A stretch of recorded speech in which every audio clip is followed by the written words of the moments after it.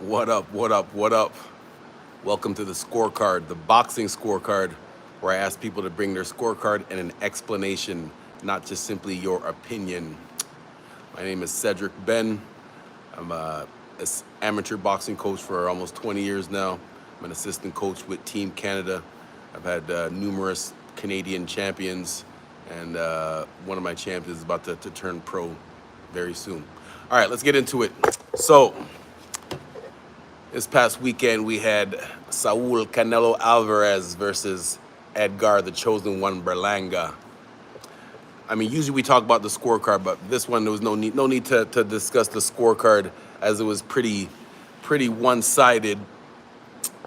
But I want to specifically talk about the reason why it was one-sided. Why experience matters. Not all the time, but in at the highest level, it definitely does. Let's talk about the boxers first. So the challenger, the chosen one, Edgar Berlanga, one of the young upcoming talents. He's 27 years old right now, so in his physical prime. Record 22 wins, 17 knockouts. This guy has 16 first-round knockouts. 16 first-round knockouts. And I don't care if it's low-level competition. There's not too many world-class boxers that had 16 first-round knockouts. Everyone knows on your way up, you're fighting, lower-level competition as you get better and better. But not even some of the great ones, from Muhammad Ali to Floyd to Tyson, not even they had 16 in a row first-round knockouts. So to show you where his power is at. Saul Canelo Alvarez. What's his record? What we got here? 62 wins with 39 knockouts. This guy has more knockouts than Berlanga had total fights. Canelo has more title defenses than Edgar has fights. Canelo has, 24? Canelo has 24 title defenses compared to Berlanga's 22 total fights. Why experience matters. Specifically in a sport like boxing, this is the thing that's different from team sports. In boxing, it's hard to show that you're not. It's hard to show that you're not as confident in your ability to perform at the highest level. Like, it's impossible to fake confidence when you're facing someone that everyone says is levels above you. It's hard to fake that. It's not, you can have that, but it's very rare. Just to give you, there are a few athletes in the history of sports that do have that confidence. Just coming to mind right now. As a matter of fact, in the comment section right now, you could think of any athletes that that had that ultimate confidence from the beginning.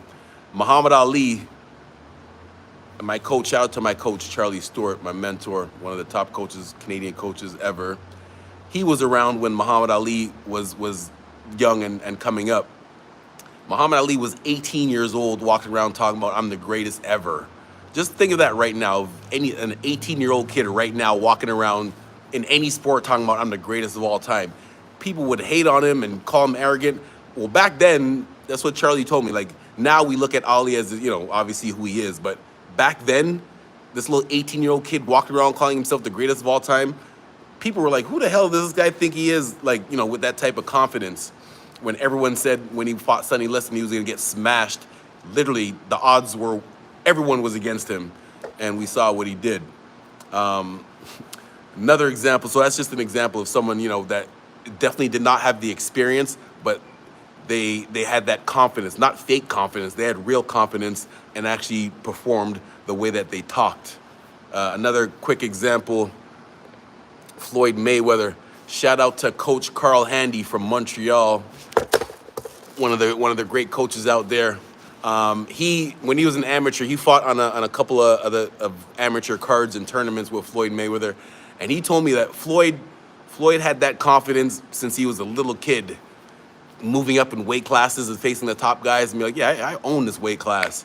So just give you those two examples just to show you, like, there are a few athletes that even before they have the experience to merit talking like that, That's just something that they have inside them. That's not something that someone could teach. That's just something that is inside of you.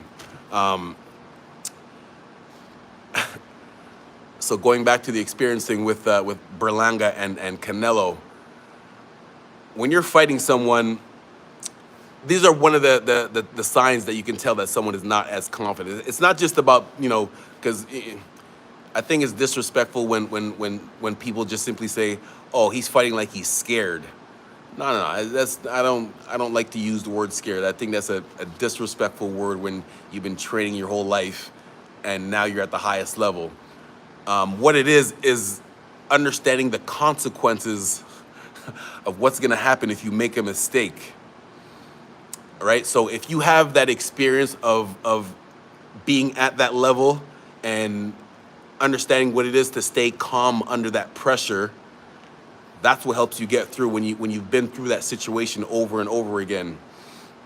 Again, Canelo with 39 knockouts, 24 title defenses, as opposed to Edgar Berlanga's 22 total fights.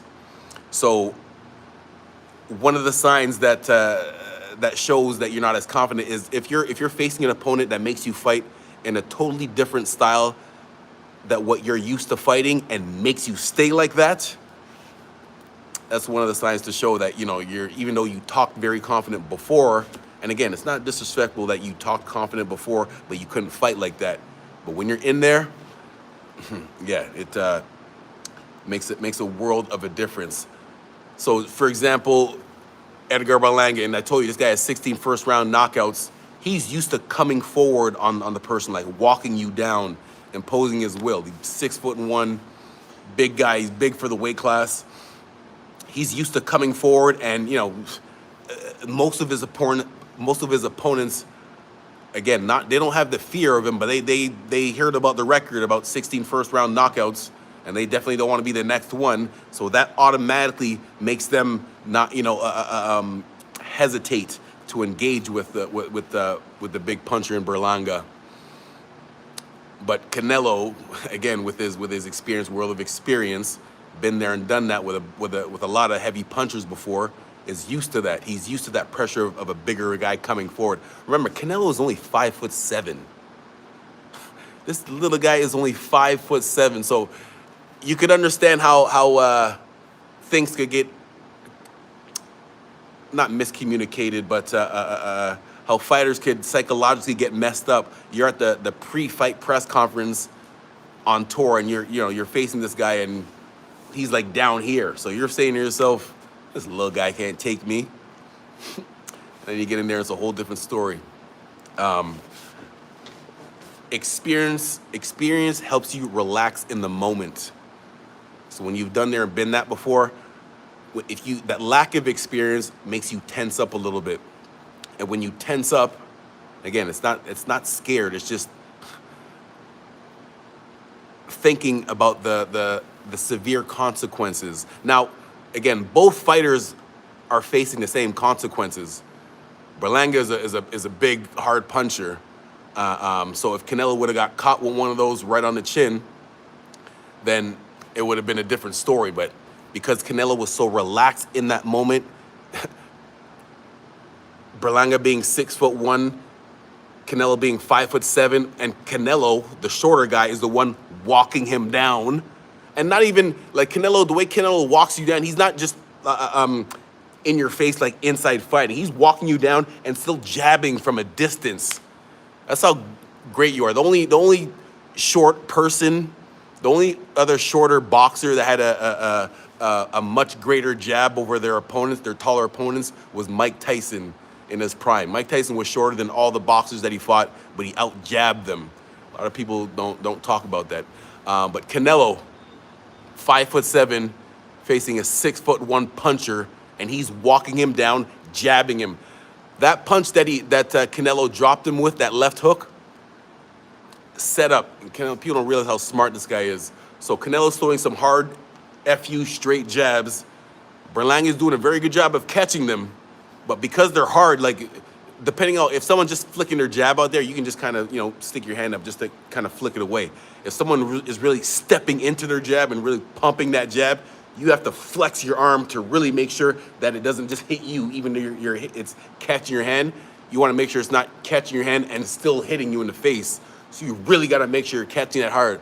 So when Canelo was popping that hard jab at him, Berlanga was catching it, but he was really catching it a little bit too far. So all Canelo did was he didn't even fake the jab. All he did, throw a couple of hard jabs and just step in with a left hook. Because if you look at the same time that Canelo threw that hook, Berlanga's hand was out here like this because he was expecting a jab. So he's expecting a jab, and Canelo came with that hook to the side, dropped him. And yeah, that's and again, the style of fighting. We've never seen Berlanga back up from rope to rope. Back up from rope to rope. Yes, he fought Canelo off. He did land a few punches. You know, Canelo, he had a few marks on his face after the fight. Berlanga did land some good jabs, but nothing significant to make Canelo say, like, you know, afraid of walking into that fire. So again, that's where the experience comes from, man. Those years of experience. So what is next for both of these guys? Anything in the comment section? What's anybody saying here? What up, Greenster, Mr. Good Youth? What up, what up? What do you guys think about the fight? So yeah, that experience, you can't, again, there's certain cases, if your skill level is up at that level, that can make up for your lack of experience. That's why, you know, boxing and in other sports, some rookies could come into the game and do better than some of the veterans just because the skill level is there. But in a sport like boxing, it's hard, even though your skill level might be there, whether it's one power thing that you have, like Berlanga's thing is his power. So that's the main thing that he has. But he has a good skill level too, but not like Canelo's, What is next for both boxers? Berlanga, I mean, so Berlanga, I think maybe get him a good win against a C-level fighter just to get a good knockout and his confidence back up, and then right back into the fire with the A-listers. I think him and Caleb Plant were kind of talking back and forth before the fight, so that would be a good one. Or how about our boy from Montreal, Christian Mbili, who himself was trying to get a Canelo fight, get into Canelo sweepstakes. Christian Mbili from France fighting out of Montreal. I think him or Caleb Plant should be next in line for Mr. Berlanga after he gets a win and his confidence back up. He should definitely be confident, and you know, he fought the best, so yeah, he definitely should be confident. Canelo, what is next for Canelo?